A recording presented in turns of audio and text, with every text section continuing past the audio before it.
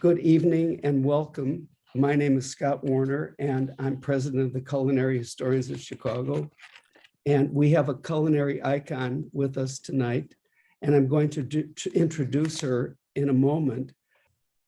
Great. And now that you've met Odessa Piper, I'm going to answer who she is. Let me tell you a little bit about her. Odessa founded L'Etoile restaurant in Madison, Wisconsin in 1976 when she was 23 years old.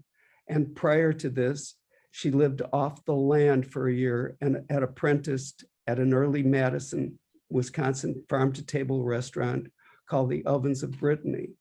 She rotated between gardening and making European cakes and breads in the restaurant's cafe. With her team, she invented and named the morning bun, which many of us have had, which became a popular staple of bakeries around the country. In the 1970s, there were few smallholder farmers or restaurants cooking from scratch.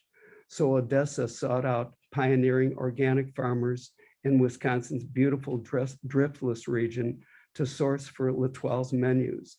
These networks allowed her to serve a local cuisine throughout the winter months.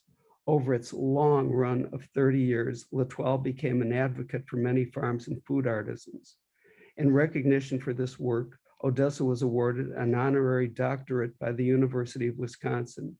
In 2002, Odessa was named Best Chef Midwest by the James Beard Foundation. And after Odessa sold her restaurant in 2005, and she pursued permaculture and expanded her range to Europe and its wine traditions. She now divides her time between New England, she lives right outside of Boston, and Wisconsin, where she explores future-forward agriculture and food waste. In 2018, Odessa partnered with Taliesin in Spring Green, Wisconsin, where she's coming live tonight from. She created a work-study program for the estate's garden and cafe. She also serves as a product development mentor to Smithereen Farm in Maine and Savannah Institute in Wisconsin. So, and again, she's coming live from Frank Lloyd Wright's own studio at his estate, Taliesin, tonight. The reason Odessa is here is because first I had eaten at her restaurant, L'Etoile, about 25 years ago and met her and had a wonderful talk with her then. And 2 years ago, I vacation in Spring Green a couple of times a year, that beautiful area. And I was eating at the visitor center, Frank Lloyd Wright Visitor Center, right across the street of Taliesin. And the food was so delicious that day. And I said, "Who's the chef?" And they said, Odessa Piper. And I was kind of blown away because that's like going into a little rural town in Virginia or at someplace, a little tiny town, and saying, "Well, who's your chef?" And somebody saying Charlie Trotter or Julia Child, you know, she's so renowned. And I said, "You're kidding, can I talk to her?" And she came out. She really supervises the kitchen there. She does so much there, but she'll tell you about all that she does. And I had a nice little chat with her and I said, "Maybe you can talk for the culinary historians one day. And whenever you're in Chicago," she said, "Great." So the pandemic hit. Now we're doing everything by Zoom. And I reminded her about talking for our group, and here she is tonight. So again, Odessa is live from Taliesin. She's going to come on now, and I'm going to be interviewing her. I'm going to be asking her questions, and so Odessa, well, you'll appear when you start talking. Right before she speaks, we're going to give a little introduction about what Taliesin is, a 3-minute video. I'll introduce the video a little bit, okay? That's great. So what well, Kathy is pulling that up. So, and we can look at Scott's sweet smiling face. So I don't want to see it. I can't look at it. Okay. There'll be plenty of me before too long. So this video is something that we prepared, which shows you different vignettes of our beautiful estate. And it also showcases my food artisan students in action in areas around the estate. The video gives our philosophy. Taliesin is a a community, really. It's a working landscape. It's historic buildings. It is a lovely cafe and restaurant that Frank Lloyd Wright designed. And it's the only restaurant that Frank Lloyd Wright designed. And this is on the Taliesin estate. We call it the Riverview Terrace Cafe. That was the name he gave it. And it has, back in the day, it was a very important roadhouse. It had a sunken bar. It was the special occasion place for people in Southwest Wisconsin. Subsequently, it has been, a portion of the space has been converted to a beautiful gift shop, which complements the receiving area. It's also the staging area to, if you want to tour Taliesin, this is where you go. And it also is the home and the clubhouse of my food artisan program at Taliesin. We have an exquisite cafe that in the evening someday will turn into a destination restaurant. Right now, because of COVID, we're operating in the daytime only for our tours, but we are open 7 days a week. And the dining room is glorious, just as Frank Lloyd Wright designed it. He designed the chairs for it. The views look out, stunning views out over the rolling Wisconsin River. You can see eagles landing in the trees. You look out at nature, you see the kayakers and the canoeists enjoying the river on the sandbar, but it's very, very pristine and lovely, lovely views. So we're ready now if you'd like. Let's go to the video. Okay, great.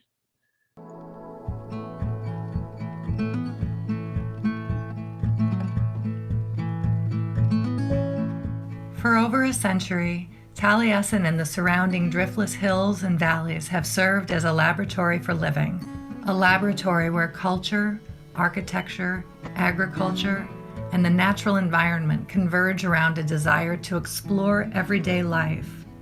Frank Lloyd Wright imagined his home as an ever-evolving laboratory to develop and refine his vision for how people live with the environment through organic principles of design. We are all here to develop a life more beautiful, more concordant, more fully expressive of our own sense of pride and joy than ever before in the world. Frank Lloyd Wright, 1957. Taliesin is yours to explore.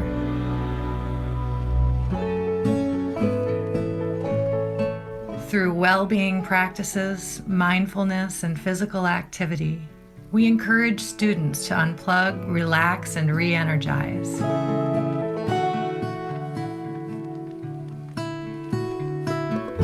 Become aware of environmental stewardship through land conservancy practices, earth art, and outdoor education. Prairie, forest, and rivers become classrooms as we explore the driftless area of south central Wisconsin.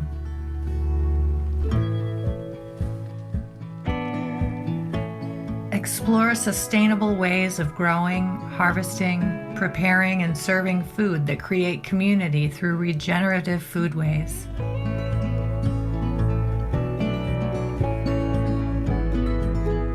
Integrated learning explores form and function through process-oriented rather than product-oriented design projects.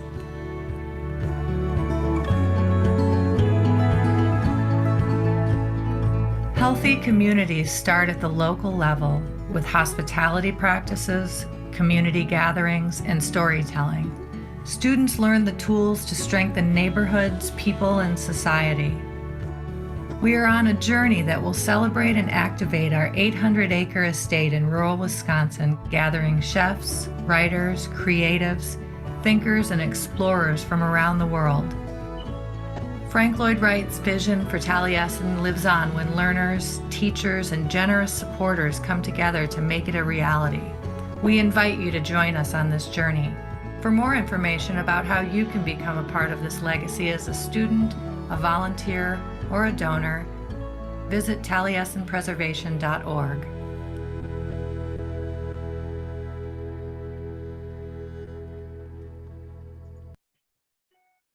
Well, that was lovely. are broadcasting live from Taliesin. Yes. How about you give me the full screen and I'll give you guys a little bit of a 3D experience of where I am in Frank Lloyd Wright's studio.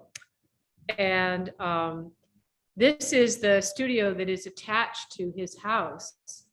And it is quite a beautiful and grand space with his original artworks that he collected from many fascinating places across the globe, and his lovely skylights and his amazing roof features and ceilings. It's quite an inspiring place to join you from. So I wanted to give you that little peek, and then I'll settle back down here. Okay. All right, Scott, what do you got for me? Well, I just want to say I have toured the home, I've toured the estate, his school that's on the ground, his theater. I've visited his family cemetery that's down the road. So I highly recommend, if anybody's going to Spring Green, or that you go to Spring Green and sign up for one of the many tours that are given at Taliesin.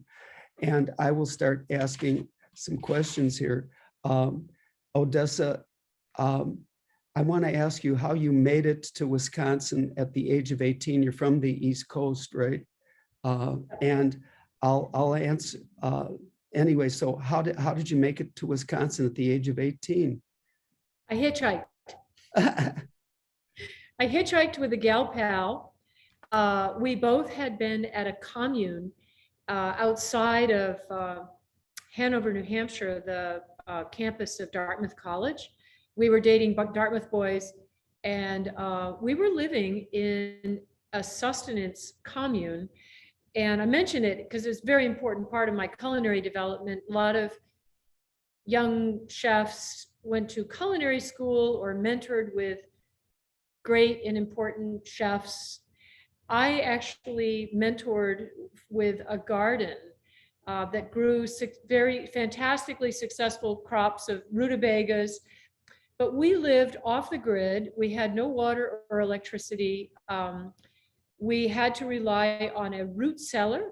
We grew everything that we ate. We grew from our garden and raised, we had chickens and a hog and a milking cow. We carried our water, we chopped our wood, we lived very, very close to the land. And people, I have to tell you, it was the most profound education I could have gotten about food. And I was very young. I was a high school dropout, had some dyslexia, was not successful as a student, but I was a very good weeder, and I could barely string a sentence together to save my life. I had a lot of problems communicating, but I was a diligent weeder. So my much older cohort of Dartmouth boys kind of put up with me. And so I did that for about a year and a half, and then took my guitar, and with my friend Mary, we hitchhiked. I think we ran out of money around Rochester, New York, and we busked to get bus money to get to Chicago. In Chicago, my sister was at the University of Chicago, and actually her then soon-to-be husband was an architecture student in Chicago.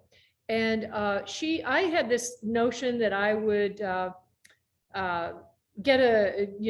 continue my career as a waitress. I would have pocket money. I could have hot showers, but my sister took one look at me and said, nothing doing. You're not crashing with me. So she brought me up to a farm in the driftless region of Wisconsin, in the tiny, tiny little whistle-stop community called Rolling Ground. Rolling Ground consisted of what we call a cheese factory. I'll explain that later. It wasn't a factory in any way that you could imagine. And a little tiny grocery store that sold beer and toilet paper and chips. And that was Rolling Ground, but that was actually where we delivered our milk. And the farm Rolling Ground was up on a ridgetop. This farm that I ended up at, Dancing Waters Farm, was down in the valley, and that started the next chapter of my story. So that's how I got to Wisconsin, Scott. And now that we're fast forwarding ahead, what are you doing at Taliesin? That is a lot of fast forward. Did I So- skip something here? Well, you know what I could do? I Yeah. could go a little more autobiographically and tell you a little bit more about how I got from Rolling Ground, Wisconsin to running L'Etoile restaurant. That would be Madison. great. How That about would if I be- do that? Okay. That would be delicious. Yeah. So now I'm about 19 years old, and we're hand milking cows. There's about 6 of us living on this farm. And the owner of the farm was a very visionary woman named Joanna Guthrie. She and her husband, Dr. Henry Smith, actually were he was the president of the Theosophical Society in Wheaton, Illinois.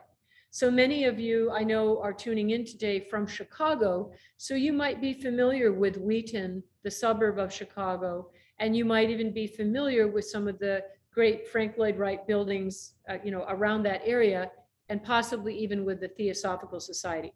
So Dr. Smith and Joanna Guthrie owned this farm where I landed, and they also bought real estate in Madison, Wisconsin, a 100-year-old building at 305 State Street. And it was their intention to convert it into a small little French-inspired Wisconsin regional fine dining restaurant.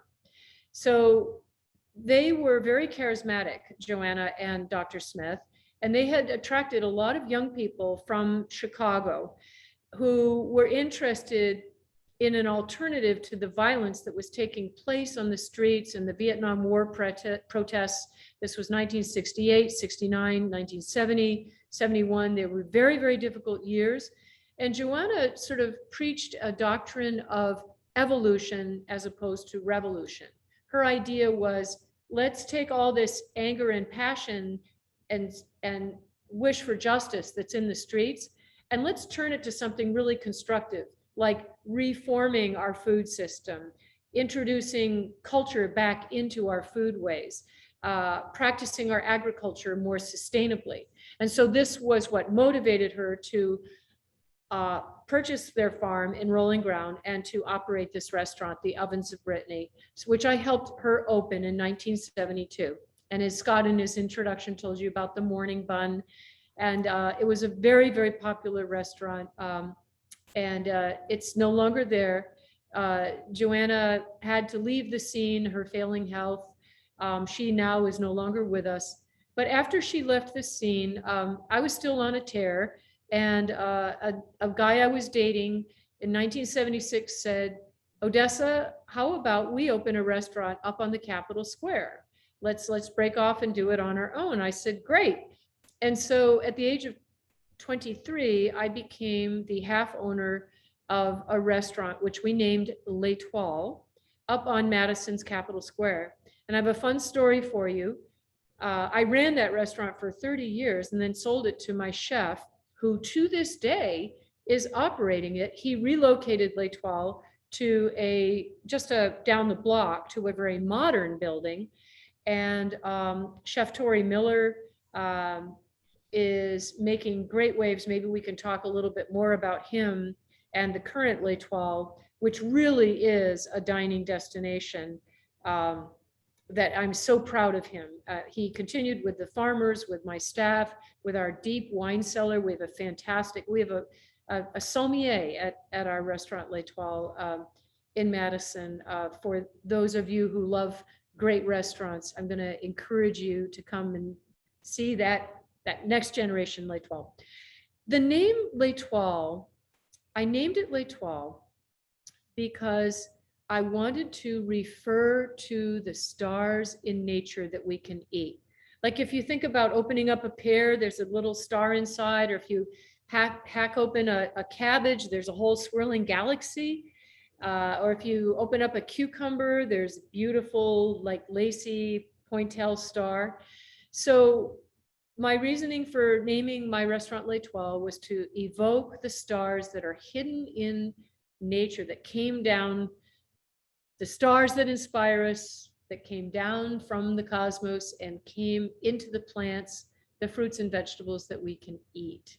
So that, Scott, that puts us now at me owning L'Etoile in 1976. And I'm not sure where your next question would like to go, but there were 30 years when I ran that restaurant. And until you ended up at Taliesin, are there any other highlights in your career that you'd like to talk about? Well, it's very interesting that my restaurant L'Etoile and Taliesin actually go back and have a very woven path. For those of you who haven't been to Taliesin, and for those of you who have, you will learn that Taliesin is about 45 minutes due west of Madison on Route 14. Taliesin is situated at the headwaters headwaters of Lowry Creek, which is a watershed that flows into the Wisconsin River. And Taliesin is at the gateway of a very special region that we call the driftless region.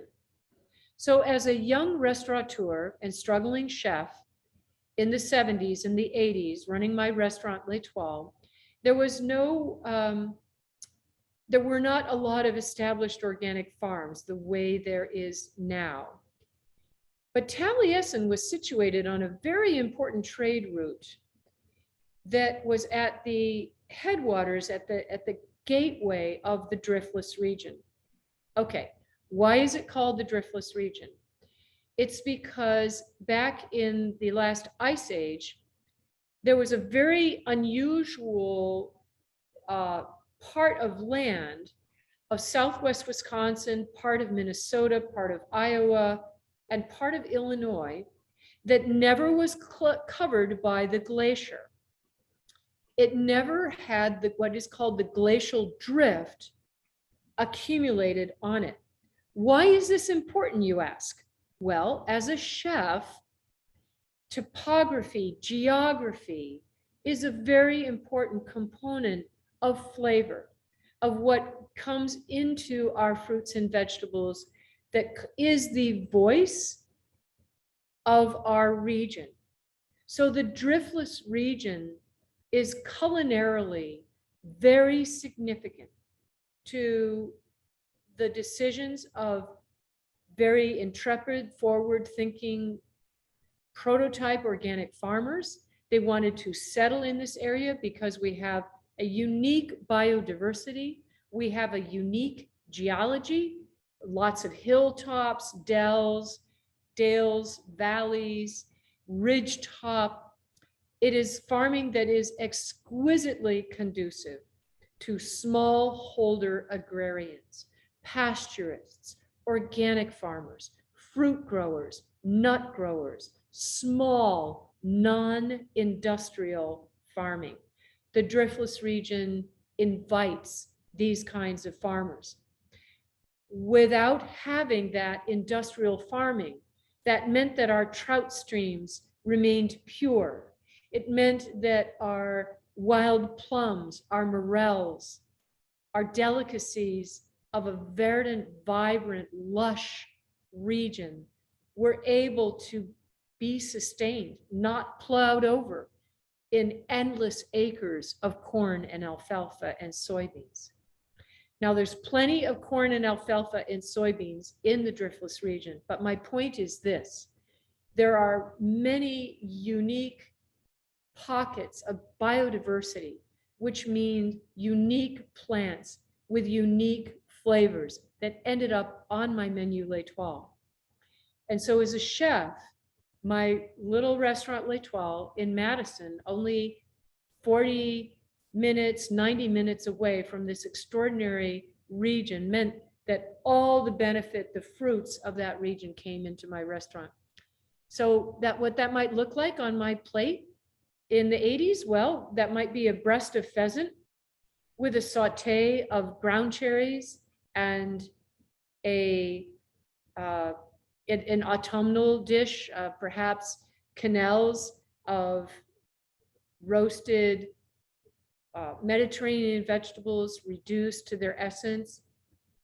It could be in the wintertime, a beautiful tenderloin of bison with, actually a great summer dish was a tenderloin of bison. We served it on sliced wide open beefsteak tomatoes with freshly fried haystack potatoes, like really skinny, tiny French fries that would be all salty and delicious, and they'd be set on a salad of purslane and other wild gathered herbs and lettuces, and then our tenderloin of the bison, and that would be seasoned with a jus made with Worcestershire and a sharp, bright vinegar and a fine sunflower seed cold pressed oil vinaigrette that would be drizzled on the tomatoes and drizzled on the salty potatoes, and then this delicious tenderloin of bison on top. That would be an example of a summer dish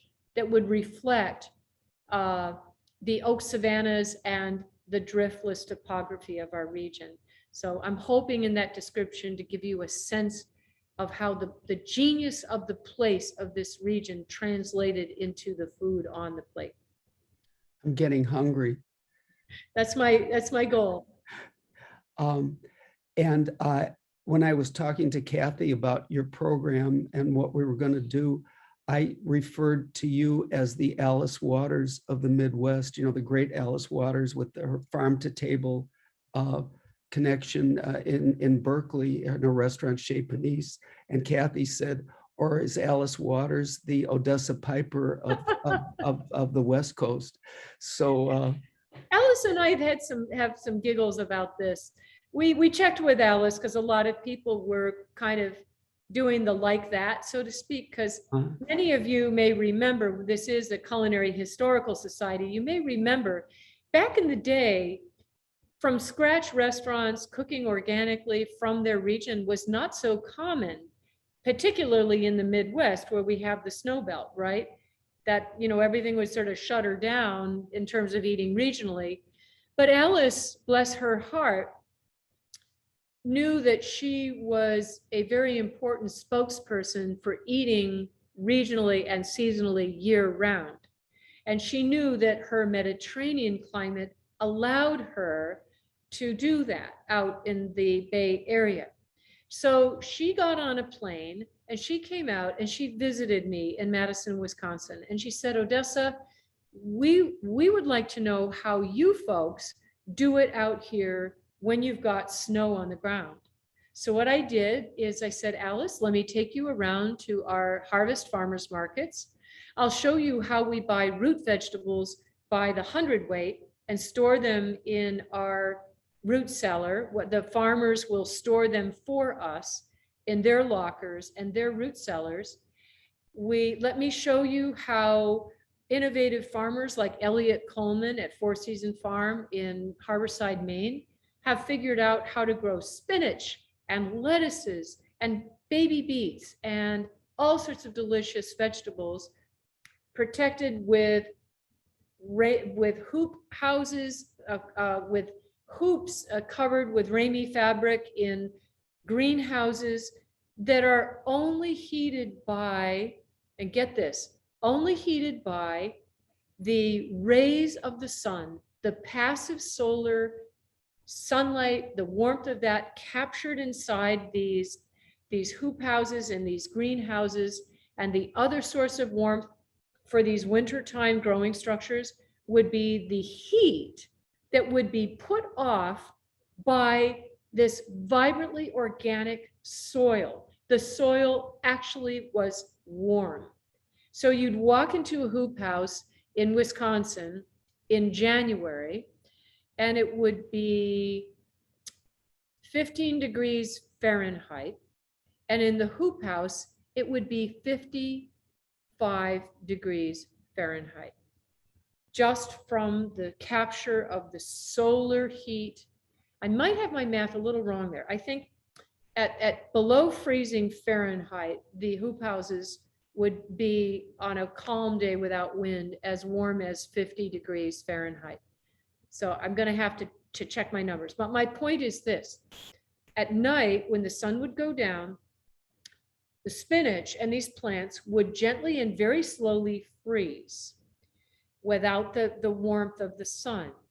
But get this, folks, the spinach, which is a very, very intelligent plant, will generate a lot of sugars. It's kind of like a natural antifreeze. So we call it frost sweetened spinach. And we have farmers that would specialize in just growing spinach and other hearty greens like kales and chards throughout the winter months in these passive solar hoop houses. And the spinach would have a characteristic sweetness about it because the plant would put out extra sweetness that would protect the cellular structure of the greens. And so they could gently freeze. And in the morning, when the sun came up, the spinach would gently thaw, and the farmers would come in and harvest it, usually around noon, the middle of the day, when it would just be like off soft, leafy greens. This spinach and these lettuces and these greens would then go into our wintertime menus.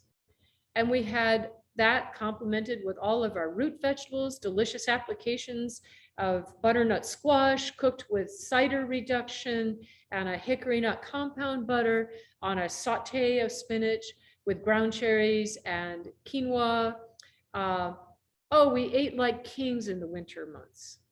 And Alice saw this and was impressed. And that's when we began to joke about our very common sisterhood in regional cooking. When I visited your place, like I said, probably good 25 years ago, I was on a tour with this group, Chicago Gourmets, and we took a bus up from Chicago. And the key part of our visit was the farmers market in Capitol Square. And your restaurant was right on Capitol Square, which is literally which is where the Capitol building is for Wisconsin. Very beautiful, yes. It's beautiful, and a huge farmers market. I think it's considered one of the top farmers markets in the whole country. And it was paradise. I'd never seen anything like that. And Tori's L'Etoile, Chef Tori Miller, who bought L'Etoile from me, continues, his location is also on the Capitol Square, right at the farmers market with those extraordinary views. I'm sorry, Scott, you were starting to ask me something? Well, did you have anything to do, were you instrumental in any way with the running of the farmers market, or did you help direct the farmers market, or did you have any relationship with them other than I imagine you bought a lot of stuff for your restaurant from them? Well, here's what I could tell you about that.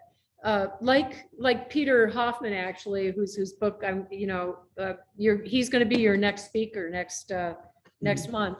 Peter and I both were what we call market chefs, and we had a very heavy influence on our markets because we were able to discover really great producers, and we were able to get behind those producers and those farmers and buy at what we like to call industrial quantities.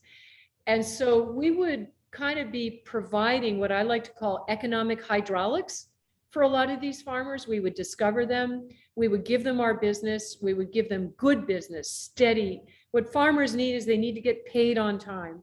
And so chefs like Peter and myself and other wonderful chefs, many chefs like Rick Bayless in Chicago, many chefs would always pay the farmer's price, pay them on time, and would put their names of their farms on our menus. And so this was a way that we provided really, stereoscopic, large focus on these farmers. They were struggling to try and establish their brands. They found it extremely helpful for their business that we got behind them this way. And Scott, I will tell you one other thing. And again, because you are a Chicago-based society, many chefs in the 80s and the 90s would call me or email me or fax me from Chicago and say, Odessa, I want to come up with my team and explore the Madison Farmers Market. What farmers would you recommend? And I would always say, well, I will recommend some, but I want you to make your own discoveries. There is an Aladdin's cave. The Madison Farmers Market, folks, is the largest farmers market in the country, just FYI. It is the largest farmers market in the country. And it is an event like you have not seen. It is like a country fair every Saturday from, I think it's April to November. It's a scene. So these chefs would come up and they would make their discoveries, and they would give good, important economic hydraulics to a lot of these producers who were coming down from the Driftless on Route 14, which I'm remembering, Scott, I didn't really answer your question about my Taliesin connection. We all traveled this major route from the Driftless. These farmers would drive by Taliesin to get to Madison. And I would, driving to visit those farms, would drive by Taliesin as well. And Taliesin kind of became our cultural lodestone, our crossroads, our place where we knew that the waters were gathering, the cultural rivers and currents were gathering. Frank Lloyd Wright's Taliesin was kind of like its name, literally the shining brow, the cultural center of our region. And I'll just put in another plug for Spring Green. I've been going up there for 20 years, and it's one of the most beautiful places in the United States. The scenery is spectacular.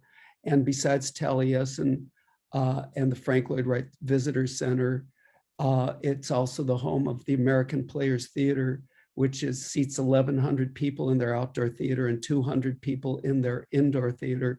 And the Wall Street Journal has said it's like the best classical theatrical group in the country.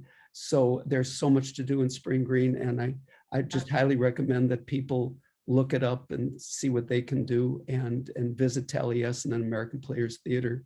So anyway. And you know, Scott, I can jump from that to talking about how we kind of took all those L'Etoile influences and now I'm teaching them at Taliesin. Would that be a good sort of segue here? Well, except my next question is, what are you doing at Taliesin? So yeah. Okay, well, that's the question. Yes. So I want to back up and say the Spring Green area really is a traveler's destination. All the things that Scott mentioned, but he left out, it's also the House on the Rock, which is an absolutely amazing, it defies description. Just Google it, people.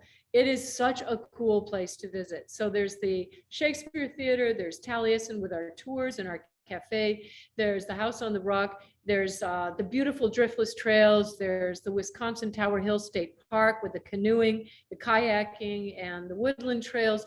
This is also the region of some of the greatest cheesemakers in the continental North America. And for those of you who are familiar with the American Cheese Society, some of the greatest cheesemakers who have gotten best of show include our neighbors at Pleasant Ridge, for example. Also, Willie Lehner at Bluemont Dairy. I could go on, and Dream Farm, who makes some of the greatest goat cheese in America. And they are all in our region. And so guess what? We put their cheeses on our menu at our cafe, the Riverview Terrace Cafe at Taliesin. And after I sold L'Etoile in 2005, I spent some years kind of recovering from being a restaurant chef. My husband was then based on the East Coast in Washington, D.C. He's a wine importer, and any of you who love wine might know his name. His name is Terry Thies, and he imports grower champagnes from the Champagne region of France. Also, great estate wines from Austria and from Germany. And he has very recently retired, but I spent some years going to Europe with him and learning about terroir and spirit of place and voice of a region and the importance of culture in food, and how living food traditions have to come out of great living cultures. And we relocated our households in 2010 to Boston. I don't live outside of Boston. I live in Boston in a wonderful neighborhood called Roslindale, which is extremely diverse neighborhood. We have so many ethnicities in Roslindale. It's mind-boggling. It is not white bread. It is the entire planet seems to have moved to Roslindale. Recent immigrants and long settled immigrants, Greeks, Italians, Ethiopians, Albanians, African Americans, Uruguayans, Panamanians, Chileans, Argentinians, on, and Vietnamese, and on and on and on. It's an amazing community. So that's where I live with Terry now. We do a lot of cooking and eating. We're really enjoying, and we have a little farmer's market there. But I get on a plane every month and I come out and I spend a week at Taliesin with a little program that we are developing, Taliesin Preservation Incorporated, which is one of the organizations that helps run and operate this beautiful estate, along with the Frank Lloyd Wright Foundation. At Taliesin Preservation, we have created a work-study immersion program for people in their, I like to refer to them, people in their gap years, not necessarily young people, not necessarily old people, but people who are in transition, let's say from college to their education, or from one job to another job, or in the instance of this year, from being a grandmother and coming off of a PhD in epidemiology and wanting to explore how to farm rye and come up with important and interesting answers to climate change through growing certain grain crops that are more friendly, future friendly grain crops that address climate change. So we have a fascinating mix of people who come to our little food artisan program every year. And I teach them, and with my colleague, Selena Warsaw Lane and Carolina Hamlin, and my colleagues at Taliesin Preservation, we teach basic culinary arts to operate our cafe. We have a lovely lunch menu that we serve 7 days a week for the people who come to tour Taliesin. We also have special dinners and special events, and we cook up all sorts of fun things. We have guest chefs who come in and cook pop-up dinners with us. Peter Hoffman will be one of those chefs. And the first week of October, I think October 8th or 9th or 10th, Peter will be with us and will be cooking some of his dishes. And this food artisan immersion program, here's how we came up with that name. It's about food, food ways. We have a garden on the estate that our culinary students maintain this garden. We cook from the garden, and our vegetables are featured throughout our menu in the cafe. So that's where the food is, all different, the ways of food. And we study food and culture, different types of agriculture, agroecology, all different aspects of food. Okay, the second name and word in our name is artisan, food artisan. Here is where we study craft and skill and the time-honored acquiring of skill, not only in the preparation of food, but in the service of food, in the talking of food, in the land-based arts of farming.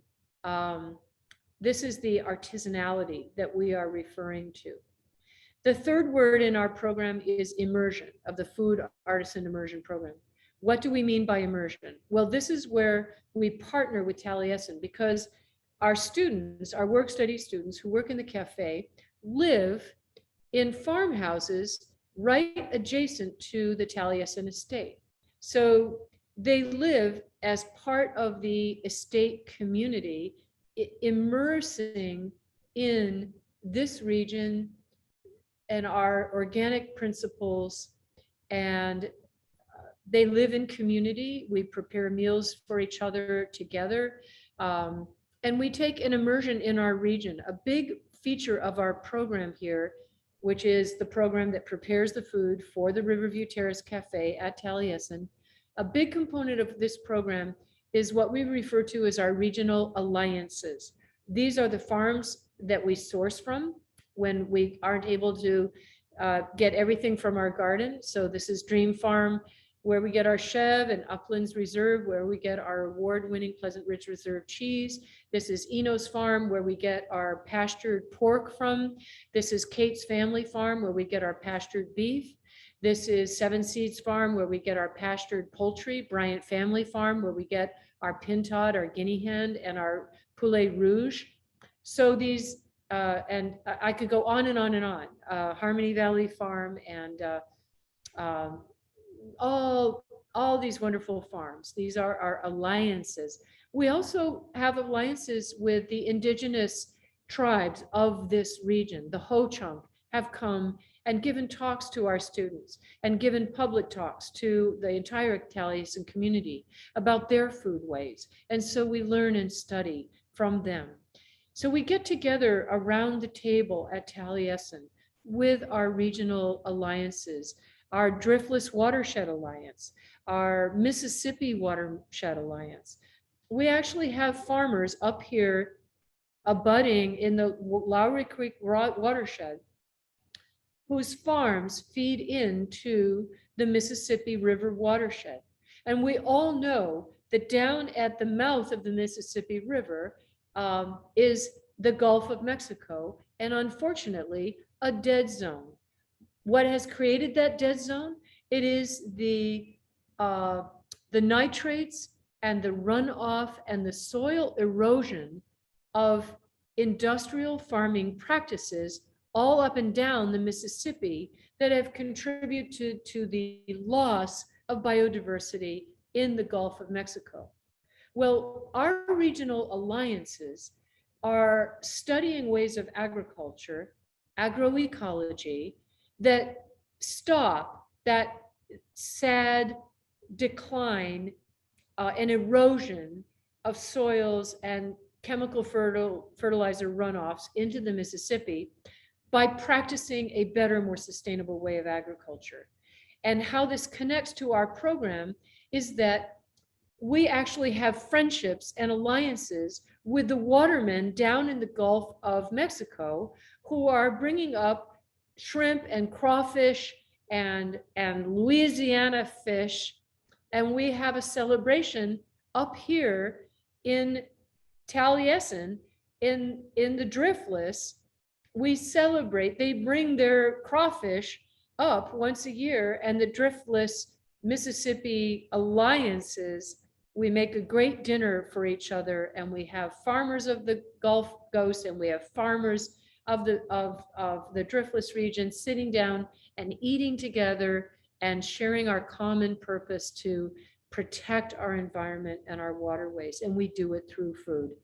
That is our food artisan immersion program, studying and learning from what the great farmers of our region and the great agrarians of our region are doing.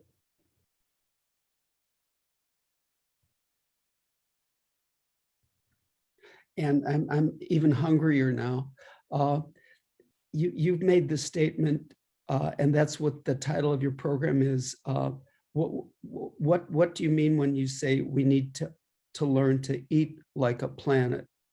That's a great timing on that question, Scott, because I just was talking about the Gulf of Mexico, and a lot of people might say, well, how is that eating from your region? Like, another term that I like to use, Scott, is that we practice what we call regional reliance. We rely on our region for the majority of what we put on our menus and at the table. But people, a region is a telescoping thing. Is a region 5 miles away? Is it 50 miles away? Is it a 5-hour drive? Is it 500 miles? The Midwest region spans 500 miles. What is a region? Well, a region, I like to say, is a locality. And it's a locality that is best measured. It is a distance that is best measured by our hearts. So when we talk about working with the watermen down in the Gulf of Mexico at the mouth of the Mississippi, where we are sending pure, clean water from our watersheds of the Kickapoo and the Lowry and the Black Earth Creeks into the Mississippi, we feel connected regionally to the region of the bayous and the Gulf of Mexico. We are regionally connected. So we have an intimacy that connects us with our hearts, with our connection that we want to see these watermen down in the Gulf of Mexico thrive, that we want to see them be thriving watermen and farmers, the way that we want to see our farmers up in the Kickapoo region and the Driftlands region thrive. So when I talk about eating like a planet, what I mean is that if we adopt this regional ethos of what it means to eat locally, to eat sustainably, to eat the food of the sweat of the brows of our neighbors, it turns out that the planet is one vast interconnected region. I hope you can follow me here. I want you to be able to see that, yes, we pride ourselves on eating within 5 miles and 50 miles of Taliesin. But we also connect through our love and our fealty to our region. Our region kind of expands by the commitment we make in our hearts to the well-being of the environments, the ecologies that our foodways touch.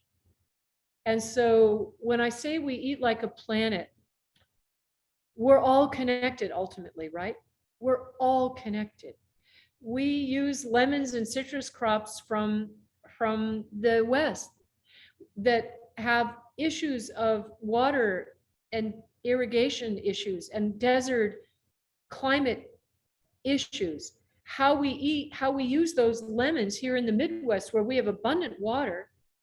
One of the ways that we can be in solidarity with the Midwest, with the desert region, is that we can use those lemons gratefully and mindfully. We can recycle them. We can understand that our food systems are so connected and vulnerable to each other that one of the currencies that we can use that is a common language that is spoken throughout the planet is currencies of gratitude, right? Gratitude for the beauty of Mother Earth, gratitude and thrift and economy and respect for our food. So when I say eat like a planet, I think about recycling like a planet. Here at Taliesin, at our food artisan program, at our cafe, we recycle all of our food waste. All of the acreage that is farmed on the estate, and there's a lot of acreage, is tilled organically, certified organic. We are conscious of our water use. We are conscious of our paper use, of our utility use, of our energy footprint. We practice awareness and sensitivity because if we don't do it, who is? And what we want to do by adhering to those practices, those ecological practices at Taliesin, we want to encourage our visitors who come to Taliesin to see these practices and to say, hey, I could be recycling too. I could be thinking environmentally about my food choices. So one of our goals and our visions for our little food artisan program at Taliesin is that it's not separate from Taliesin preservation and the tours, or it's not separate from the Frank Lloyd Wright Foundation, which is the owner and the landlord of this beautiful place. That what we're doing is a message that we're sharing with everyone, and that we invite the people who come to visit Taliesin to look at us as a convener of what is the best practices in organic agriculture to this day. What are the best practices of agroecology? What are the best practices of delicious food? What are the best practices of regional reliance? What are the best practices of understanding and appreciating our regional mission here in the Driftless region? Our tours represent those inspirations. Frank Lloyd Wright was drawn to this beautiful place. It became his muse, these Welsh hills that were carved out by the ancient Wisconsin River, windling through this. People, the topography here is amazing. You see these like crazy hills that like rise up out of nothing. You see the sandhill cranes fly over here. We're in their flyway. Taliesin is in the flyway of these amazing indigenous birds. We experience it all here. We try and bring it all together when we invite you to come and visit us at Taliesin.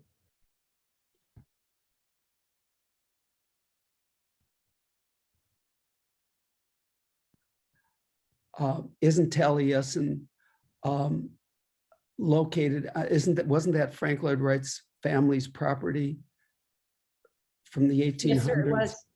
So this is where he's from. People think of him as being in Oak Park, but he spent the last 50 years of his life in the very place where you're zooming from. And I'm not going to ask any more questions. I have a story about that if you'd like, Scott. Oh, yes. Well, so Frank Lloyd Wright spent his childhood here, right here at Taliesin. These buildings weren't here yet, of course, when he was a child.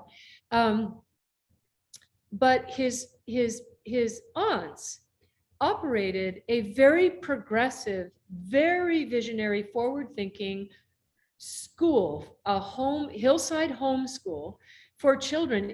Get this, people, this was a long time ago. This was the first co-ed school in the country.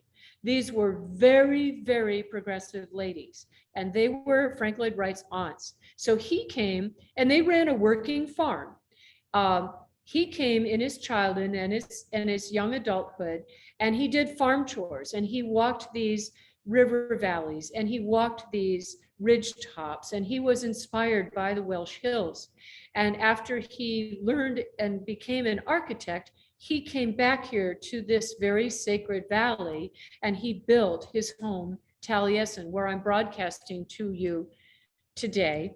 He also built an extraordinary barn farm structure called Midway Farm, which is midway actually on the estate. And down at the other long end of the estate, where his aunts operated the Hillside Homeschool, he built out a structure for them, for the school, and he also built out his drafting studio for his fellowship, for his School of Architecture.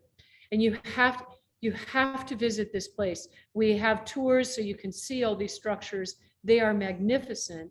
And what we are hoping to do with our food artisan program is to kind of return, and Taliesin preservation, to return life to these buildings and to demonstrate how his students and his fellowship and his visitors back in the day would garden and grow their food and prepare their meals and have their come together in his beautiful dining hall. We're not doing this at this time, but we see the possibility and the promise of that. His drafting studios are lit by clerestory skylights that just take your breath away. They drop your jaw. This space is so beautiful.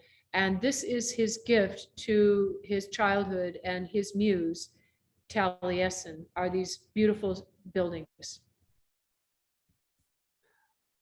I've taken many tours of Taliesin, and I've seen everything you've talked about, and it's magical.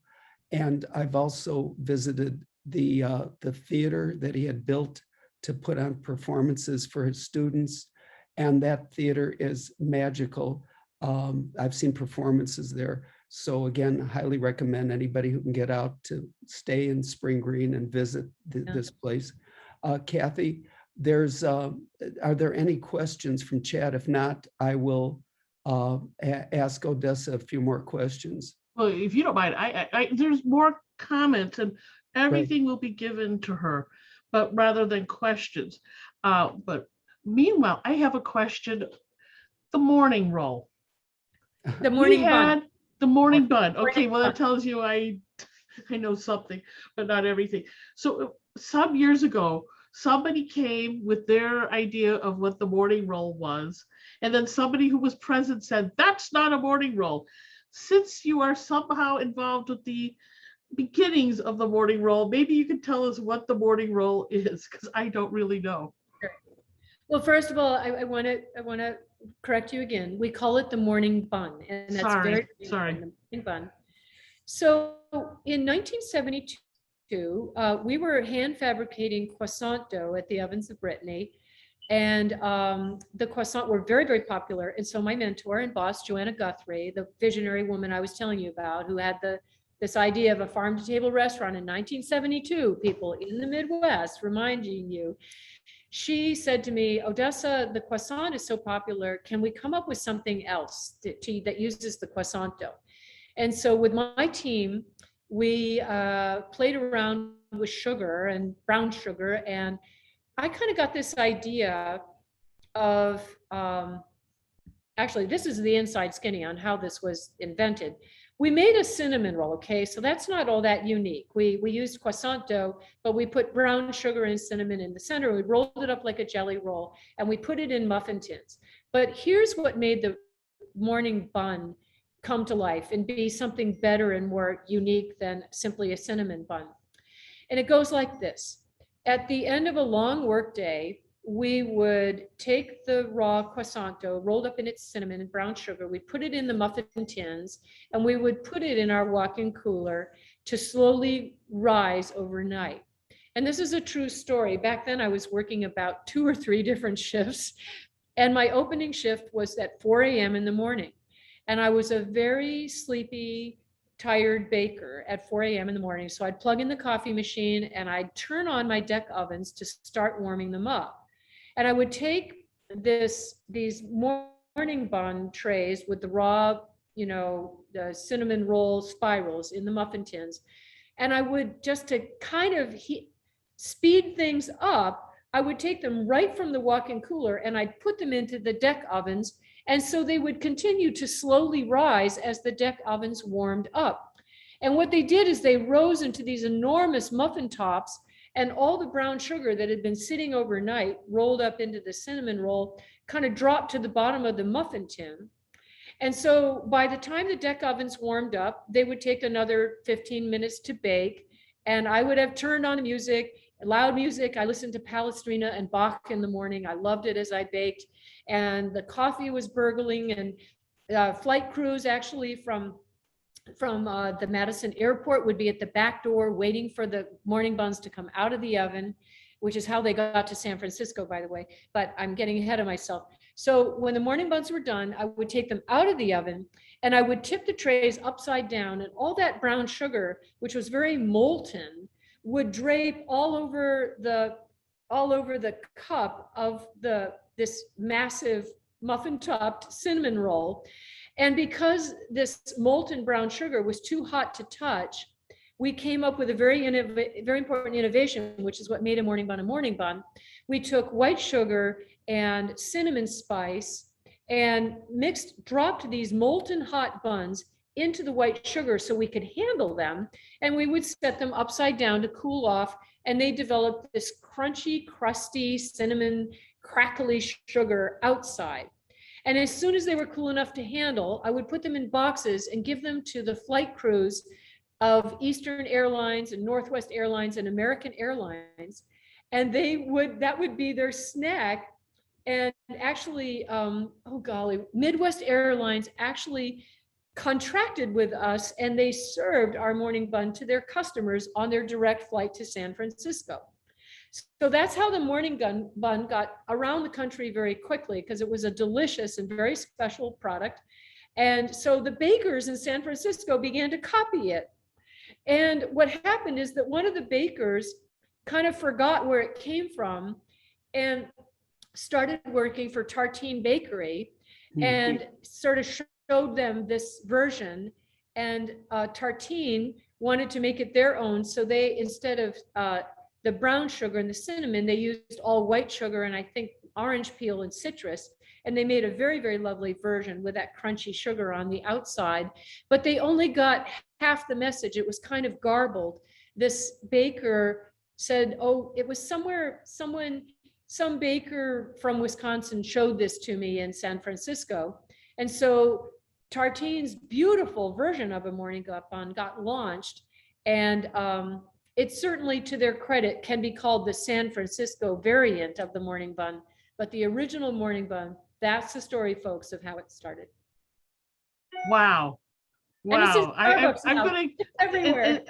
And the two people that were involved that day, I'm going to send them the link to this location so they can listen to this, because I didn't know half. And by the way, there is some comment about morning bun, but just an aside, my sister claims that her daughter Brittany was named after ovens of Brittany. I don't really believe it.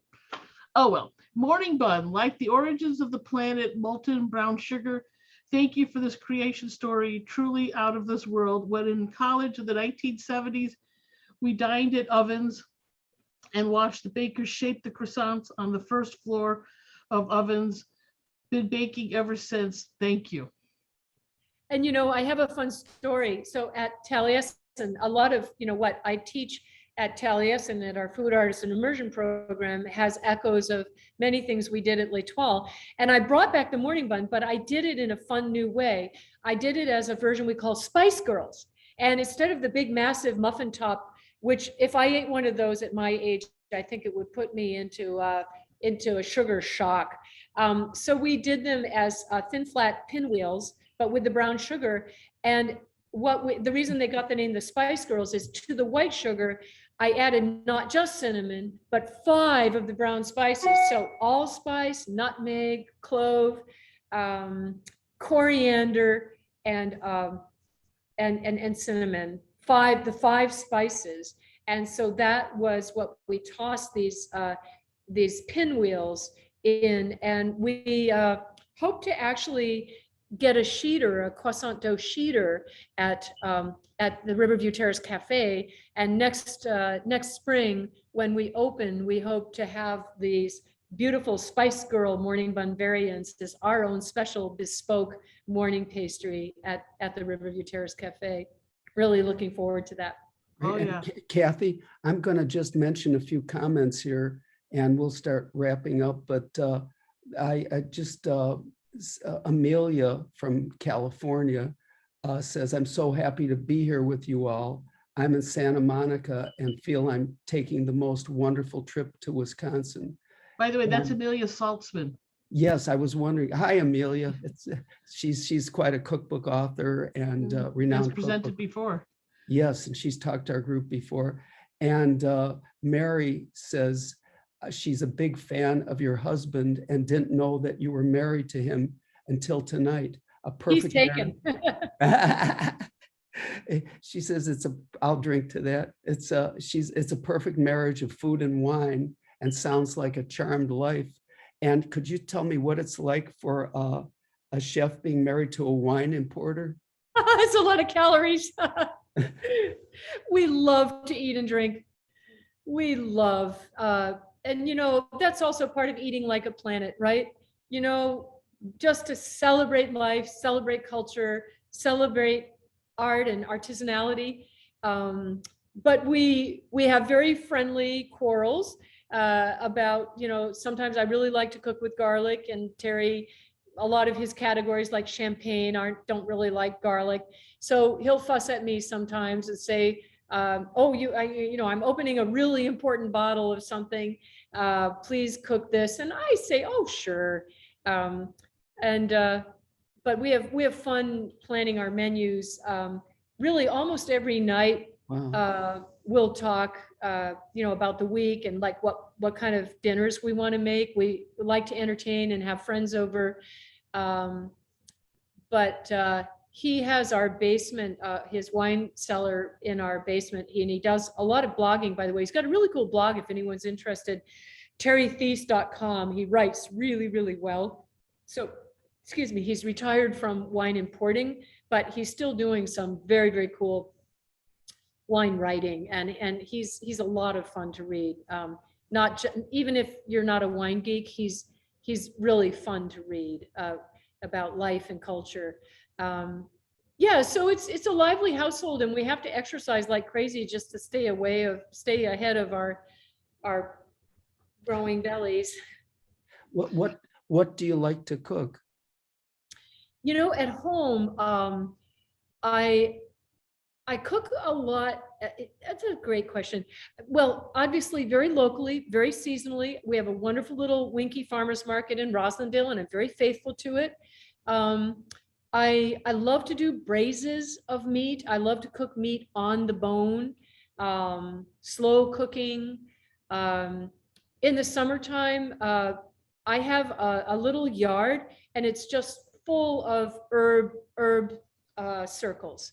So typically when I'm cooking, like in the summer, I might slice open a bunch of tomatoes and cherry tomatoes. Terry imported a wonderful cold pressed Styrian pumpkin seed oil. So I might make a cool vinaigrette with the pumpkin seed oil and maybe a little lemon juice. And then I go out into my herb garden and I might gather up wild wood sorrel, fresh basils, flowering umbels of dill. I love to grow fennel from seed.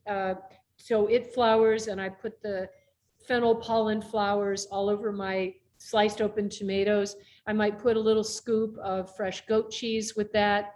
And I have about 8 different kinds of sea salt, Malden salt, Sel Gris, pink Himalayan salt. So I might sprinkle like a special favorite salt on the tomatoes. We also in our household, we are definitely foodies. I think we have about 10 different black peppers from all over the planet. And so we might have, some special pepper, a really wonderful little salad of local greens from our farmer's market to go with it. That would be, and maybe I love to bake bread. There's a fantastic organic grain farm right here in Wisconsin. If you come up and visit at Taliesin, you must bring home some of their flour. They have a website, Meadowlark Organics. They make the most fantastic flour for any serious bread baker. Check it out. They have something called a bolted organic flour, which is like a creamy beige. It's not white, it's sort of beige because it has a lot of the wheat germ and the bran in it, but it handles like a white flour. And it makes the most stunning bread. So I do a lot of bread baking. I actually import Meadowlark flour to New England because the flour is so extraordinary. So that's dinner. Just wrapping up here, I know somebody just said nice things about your husband. She was trying to steal your husband. But if that's the case, if you'd ever consider marrying me, I'll propose to you right now. So. Oh, is that to my husband or to me? To you. Oh, so they wanted to steal my husband and me? No, I want to steal you. That she can steal your husband. I want to steal you. So, but anyway, I hope that we can see each other again when I'm at Taliesin. I come up 4 times a year, but I hope our paths cross. I'm coming up on Sunday, and you're leaving on Sunday. So near you so far. So again, you're a treasure. I did refer to you as the Alice Waters of the Midwest, but I've also referred to you as the culinary Mother Teresa of Wisconsin. But I don't want to overlook, but Gail Gand is also online. Yeah. Gail, she said she had a dinner and my a book sister, signing. Gail Gand. Yes. Oh, bless you, Gail. Yes, and she came through Taliesin and gave us a big bump of love. And boy, do I love Gail Gand. Talk about a Mother She Teresa. loves Frank Lloyd Wright. Yeah. Hey, Gail, girl, you got to come back up here. Okay. Let's talk. I also see someone is asking about Anna Sorton's restaurants in Boston. Right. Yes. Anna's husband runs a farmer's market, and I buy his produce, and they're definitely part of our circle. I'm trying to figure out who wants to steal my husband. I'm looking through the comments now. Odessa, Yes. if there's any comment you want to comment on, feel free, so. Yeah, I'm just scrolling through here real quick. Someone wrote that they're familiar with the work that Barbara and Elliot Coleman are doing. I mentioned them to you. In Cape Rozier, the great farmer of Maine who really developed about winter growing. They are my heroes. Someone mentions them. And by the way, if you travel and get to Maine, definitely check out Four Season Farm. And the restaurants around Four Season Farm. Very, very, very special. Also, I see a shout out for hickory nuts. We make what we call at the Food Artisan Program for our cafe, we make what we call destination cookies. And one of our cookies features it's a hickory nut shortbread. It features the wild hickory nuts that we get from Amish people in the Driftless. And it's a very important opportunity for us to get awareness and recognition of their incredible crafts and artisanality. So let's give a shout out for hickory nuts. We feature them on great cookies. I have to say, our cookies at our cafe are it's like Howard Johnson's 24 flavors. We're really into cookies. We want you to come up and try them. And the visitor center and the cafe is just beautiful. The building was designed by Frank Lloyd Wright, correct? And it overlooks the Wisconsin River. It's the only magical restaurant that Frank Lloyd Wright designed, and it's a magnificent dining room. So right now we're only open during the day, but 7 days a week for the tours. But it is our plan to grow to become an absolute full service restaurant with a dining room at night and a destination dining destination. It's very much within our plans. So keep tabs on us, folks. We're going, and our wonderful food artisans are going to be leading the way on developing that restaurant. And I have had the food artisans within the last few years at Taliesin. I went to a special event and ate the wonderful food on Frank Lloyd Wright's terrace at Taliesin, which is right outside his bedroom. And somebody said, oh, he would have like world figures here. Charlton Heston was here. And I mean, some noted world figures would visit Taliesin. And Frank Lloyd Wright's granddaughter was the Academy Award-winning actress Ann Baxter, who is supposed to be buried in the cemetery. I can't find her gravestone, down the road from Taliesin. So there's a lot of interesting tidbits going on. And Odessa, thank you so much. I see a little mention that, we struggle with COVID. And so I should be clear that this year we're doing our entire cafe menu as a grab and sit. So it's all available at the gift shop. And because of COVID restrictions, our sandwiches and our cookies and our beverages and everything are pre-made and pre-wrapped, but you can sit in our beautiful dining room and watch the Eagles and enjoy it. We're hoping to get through COVID and check our website to see how our menu is working and its availability.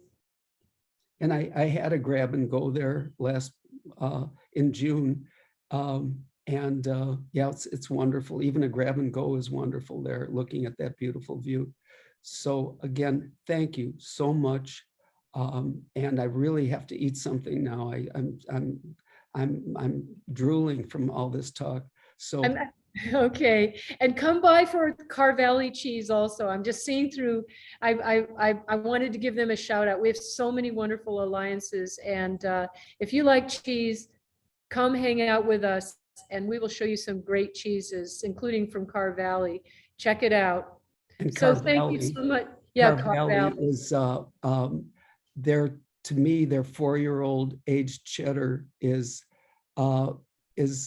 magical. I mean, it's one of the best things I've ever eaten. I pigged out on it. I think I almost had to go to the hospital. I think I ate a whole brick of their 4-year-old aged cheddar Carvelli.